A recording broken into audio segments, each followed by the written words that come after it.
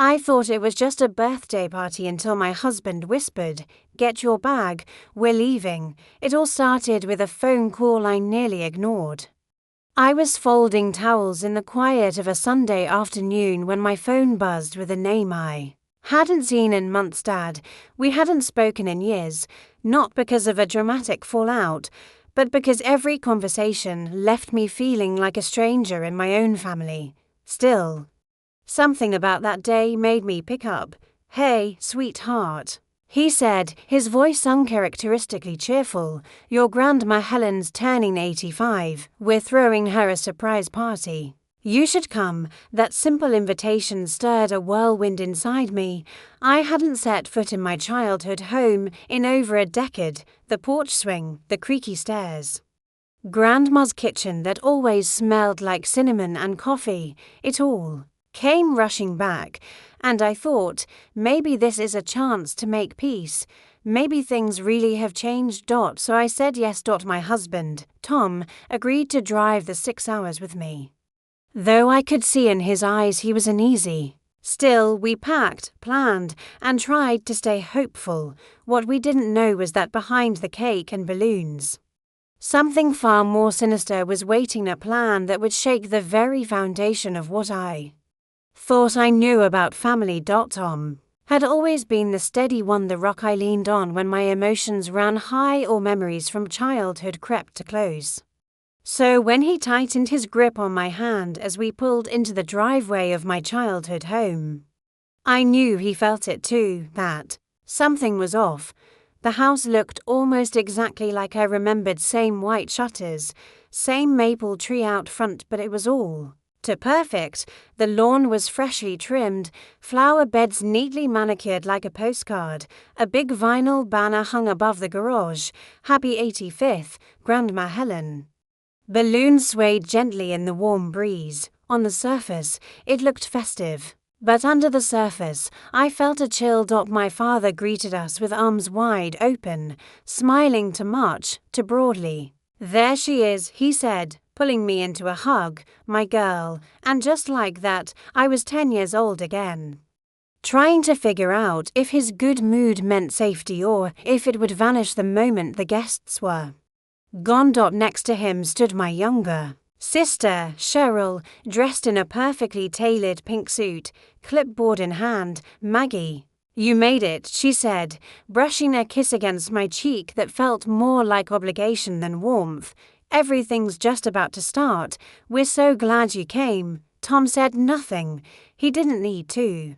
His eyes never stopped moving, tracking every guest, every detail. Inside the house, the air smelled like lemon polish and something floral. The living room looked like something out of a catalogue.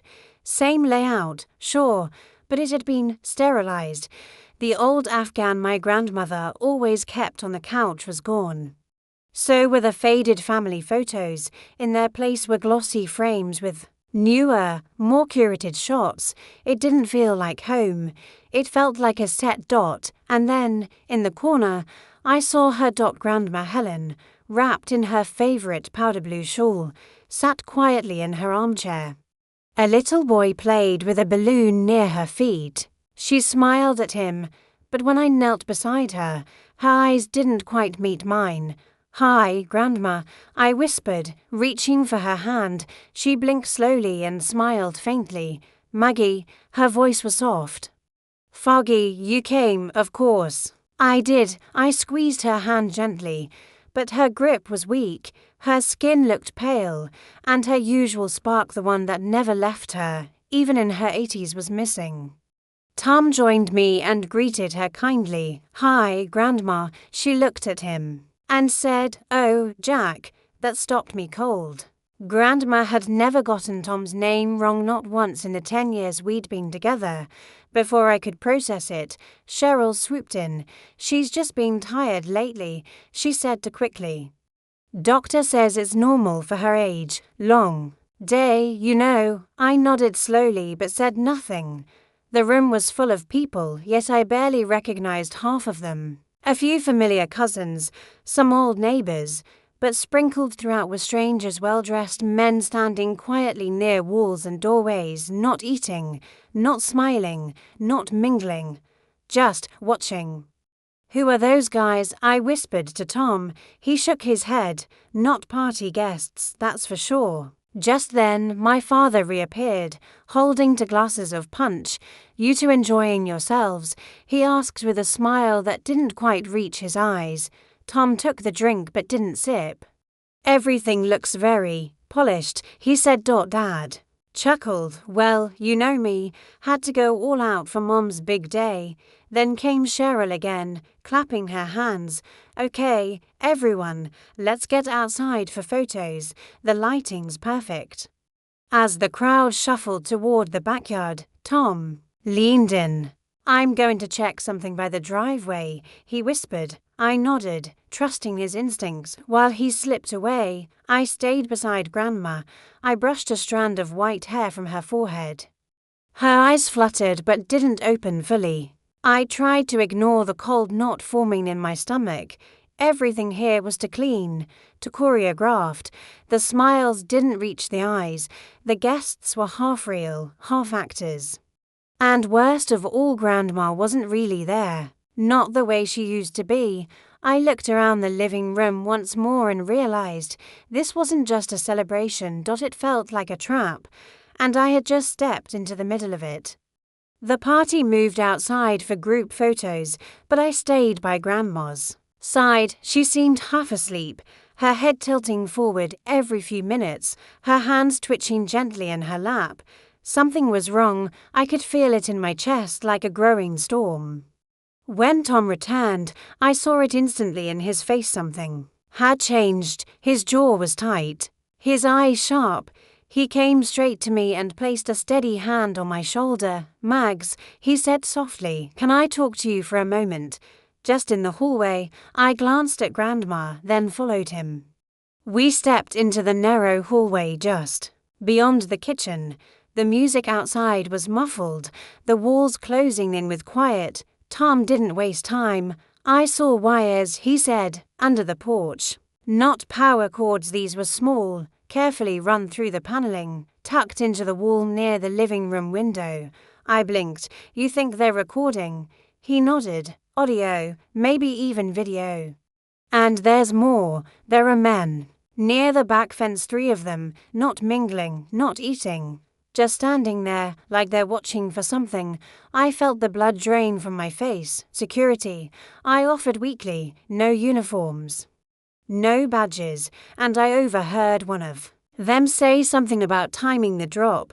"That's not something you say at a birthday party." I gripped the wall behind me to steady myself. "Tom, what do you think is going on?" He lowered his voice even more. "I don't want to scare you, but I think something big is happening." I checked the bathroom cabinet downstairs. It's empty, no prescriptions, not even your grandma's regular meds.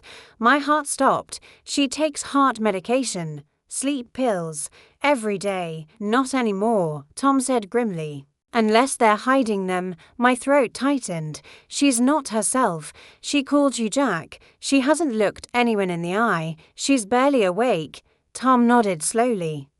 "It's like they're keeping her just sedated enough to appear presentable, but too groggy to speak clearly or object." Just then, Cheryl's voice rang through the hallway. "There you two are," she said, way too cheerful. "Come on, it's cake time." Tom forced a smile. "We'll be right there," as soon as she turned away.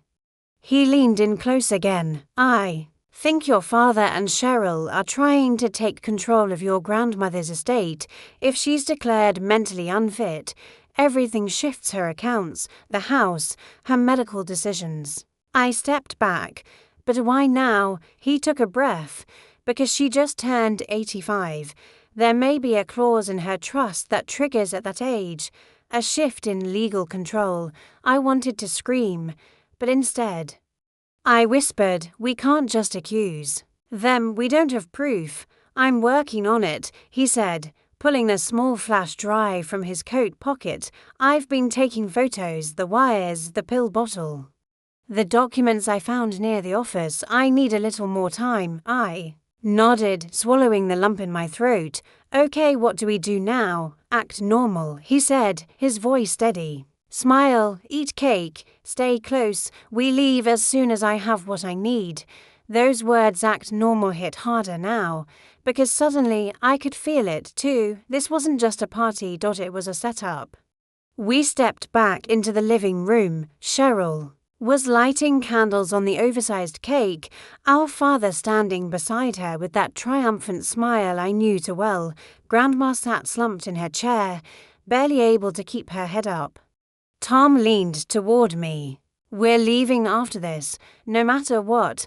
I nodded without hesitation. As the chorus of Happy Birthday filled the room, I watched my grandmother struggle to lift her eyes. I held back tears. When the candles were blown out, Tom touched my arm lightly, the signal. It was time. Tom didn't say a word. He didn't need to. The way his hand grazed my elbow as the final slice of birthday cake was served was enough. That gentle, subtle touch, our silent signal, meant only one thing. It's time. I gave Grandma Helen's shoulder a final, loving squeeze. Her head was tilted slightly to one side, eyes half-lidded, her smile weak but still there. I'll come back for you, I whispered. She didn't answer, but I felt her hand twitch faintly in mine. Tom and I slipped out through the side hallway. We didn't rush. He was meticulous about that. Every step we took was calm, casual, no panic, no sudden moves. He made sure no one noticed. We passed my father in the hallway. Great cake, Tom said lightly. My dad clapped him on the back. Thanks for coming, son. That word son felt like a punch to the gut. How easily he wore the mask. Outside, the air had cooled slightly. The sun hovered just above the treetops, casting long shadows across the lawn. We walked straight to our car, parked at the far end of the driveway. My heart thudded in my chest like a drum. The moment we were both inside, Tom locked the doors with a sharp click. Then he looked at me. There were sedatives in the kitchen drawer, he said. Unlabeled pill bottle, hidden behind the silverware.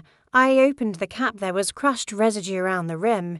This wasn't Grandma's prescription. I stared at him, horrified. You think they've been drugging her? I think they've been keeping her just conscious enough to nod, smile, say a few words, but not enough to fight back. If anyone questioned her condition, she'd seem tired, confused. But nothing dramatic enough to raise red flags. I felt nauseous. There's more, he said, eyes fixed on the road as he backed out slowly. One of the men near the kitchen. Not a guest. I checked his plate and touched, but he had a folder under his jacket.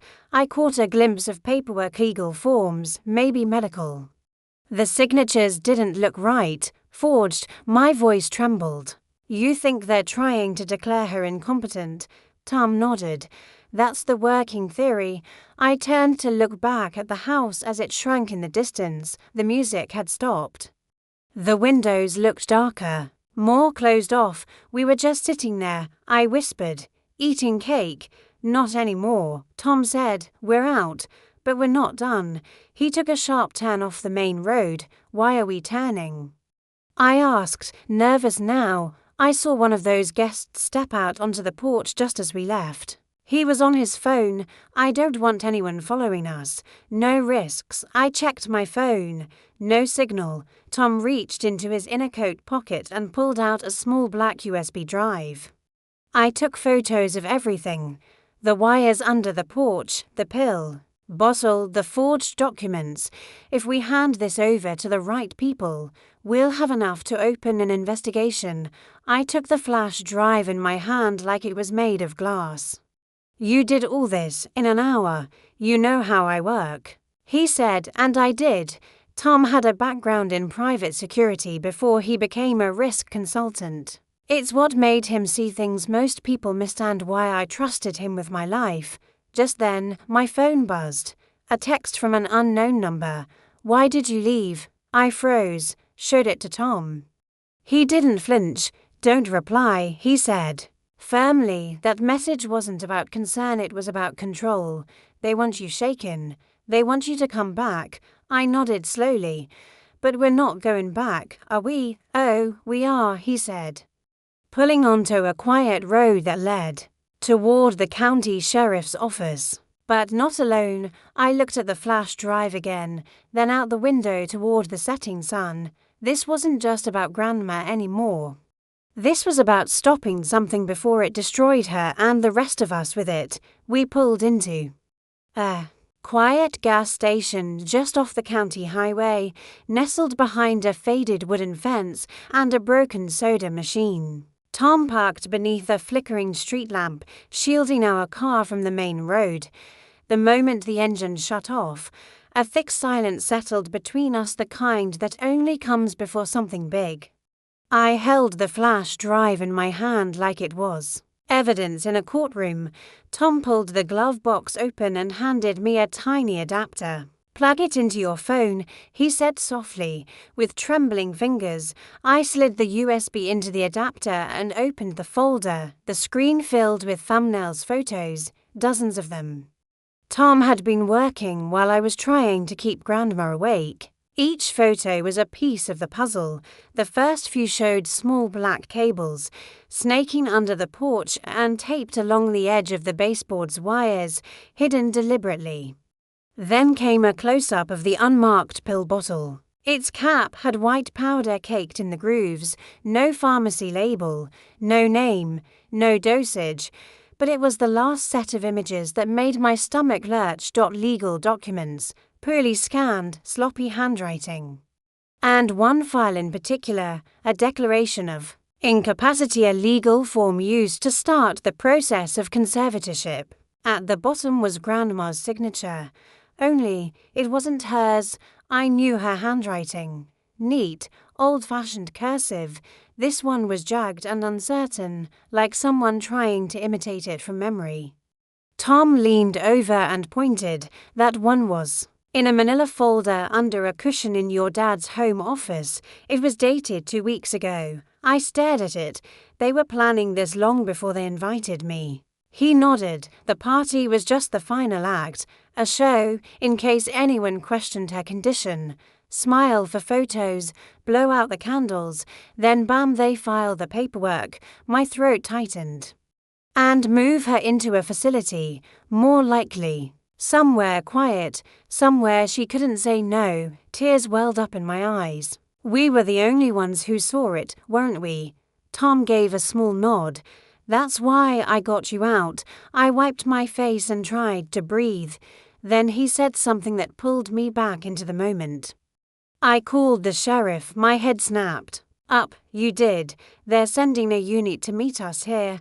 I gave them your grandma's name, the address, everything we've got. Once they get the flash drive and hear your story, they'll act." And just like that, it became real. Not a family dispute, not paranoia, but abuse, fraud. A betrayal wrapped in birthday cake and party decorations. 15 minutes later, to county. Police cruisers pulled into the lot. A female officer approached our window. Her presence alone made me exhale for the first time in what felt like hours.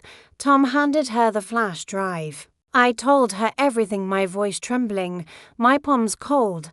I spoke of Grandma's sudden confusion, the strangers in the house, the documents, the sedatives. She didn't interrupt. She didn't doubt.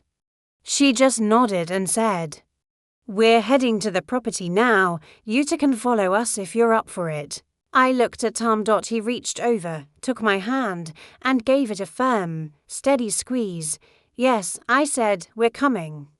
As we followed the flashing red and blue lights back toward the house I once called home, I realized something. This wasn't just about protecting Grandma anymore. It was about standing up for her, for myself, and for the truth no one else had dared to see.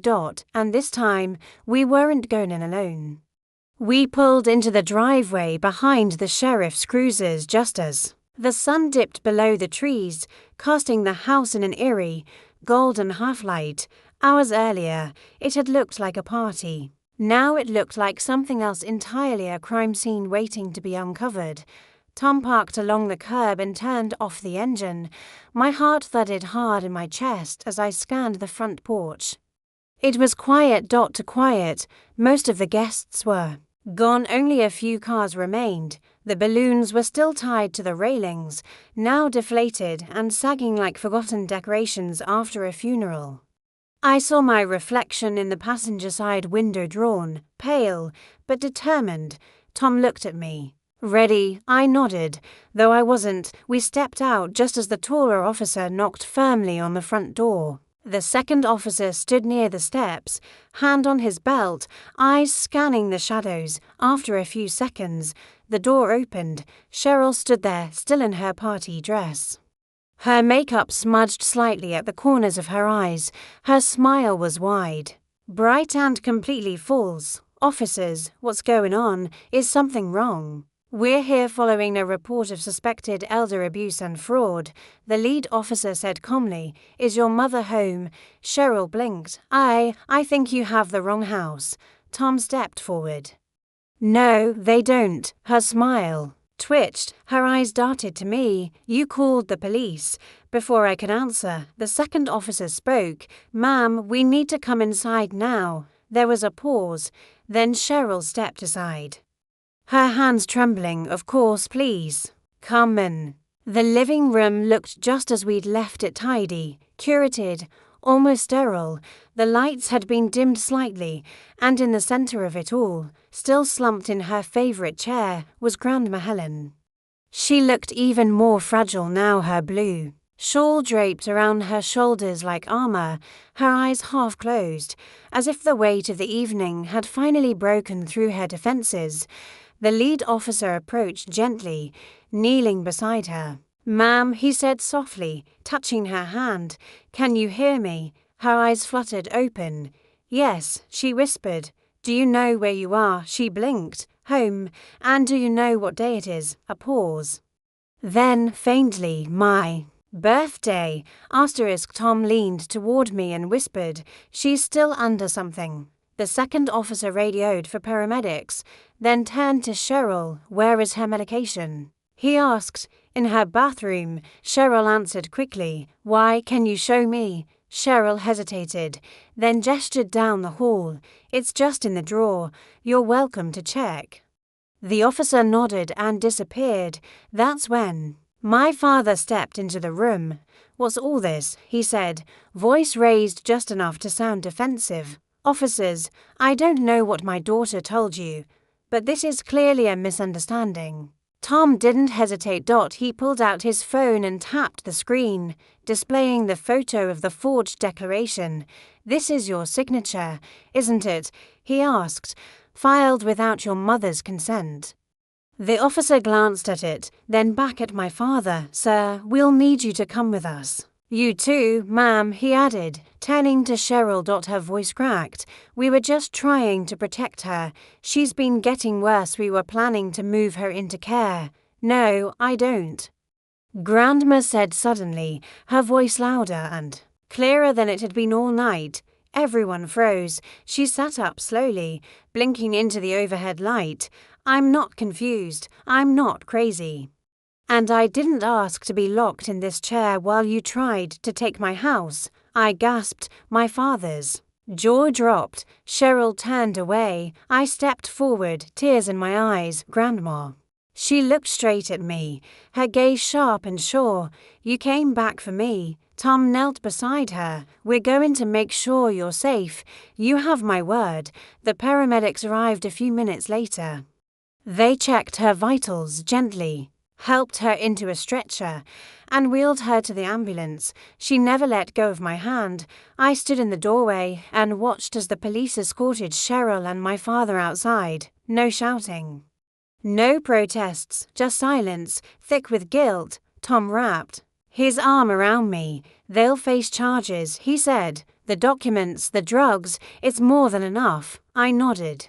Not because I wanted revenge, but because for the first time in years the truth had a voice, and it came from the one they thought they had silenced. That night, the hospital room was dim, quiet, and warm. A nurse fluffed Grandma's pillow. and dimmed the lights while monitors gently beeped in the background. I sat in a chair beside her bed, her hand still in mine. For the first time in days, she looked at peace. I thought I was alone. She whispered. I squeezed her hand gently. You never were, I said. Not for a second. She gave me the faintest smile, and then just like that she drifted off to sleep. Tom was waiting outside in the hallway, leaning against the wall with his arms crossed when I stepped out. He didn't say anything right away. He just opened his arms, and I walked straight into them. I don't even know what to feel, I said, my voice muffled against his shoulder. Angry, relieved, broken, grateful, all of it, he said. At once, we didn't go back to our hotel right away. We drove for a while first. No music, no talking. Just silence and the comfort of each other's presence. The sky was black and full of stars by the time we finally parked in front of the motel. Inside, we sat on the bed without turning on the TV or touching our phones. The stillness wasn't empty, it was earned. You did good, Tom said, finally breaking the silence. So did you, I replied. We both knew it hadn't just been about saving Grandma. It was about standing up to a truth I had spent most of my adult life trying to ignore, that not all family is safe, and sometimes love is used as a mask for control. But what I also learned that night is that family isn't only about blood. It's about who shows up. Who listens, who sees you when others pretend not to. And Tom, he had seen it from the beginning. A week later, Grandma was discharged and moved temporarily into a senior wellness facility where she'd be closely monitored but still in control of her choices. Her mind remained sharp once the sedatives left her system, and her voice got stronger with each passing day. She started telling stories again about her childhood, her garden, the time she tried to dye her own hair and turned it purple. I recorded most of them on my phone, just in case. The investigation moved quickly, with the documents, the photos, the medication, and Grandma's statement. The authorities had all they needed. My father and Cheryl were both facing charges for fraud, forgery, and attempted elder abuse.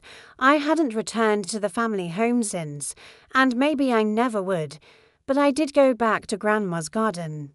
It was overgrown and messy now, but somehow it felt more alive than ever.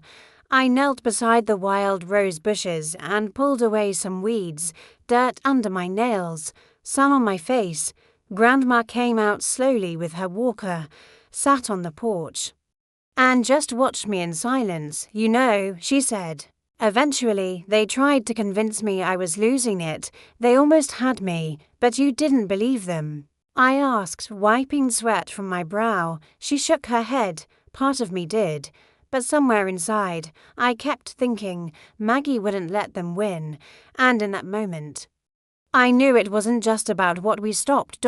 It was about what we rebuilt. A bond, a legacy, a voice restored. They say family is everything, but sometimes it's not about who shares your blood, it's about who stands beside you when it matters most.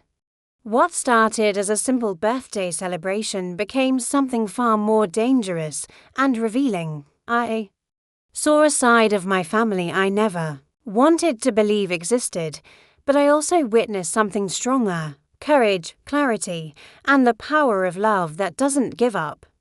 Grandma Helen nearly lost her voice in the noise of manipulation and control. But when truth walked back through that front door, when someone finally listened, her voice came roaring back, and so did her freedom. Tom and I didn't save her because we had to.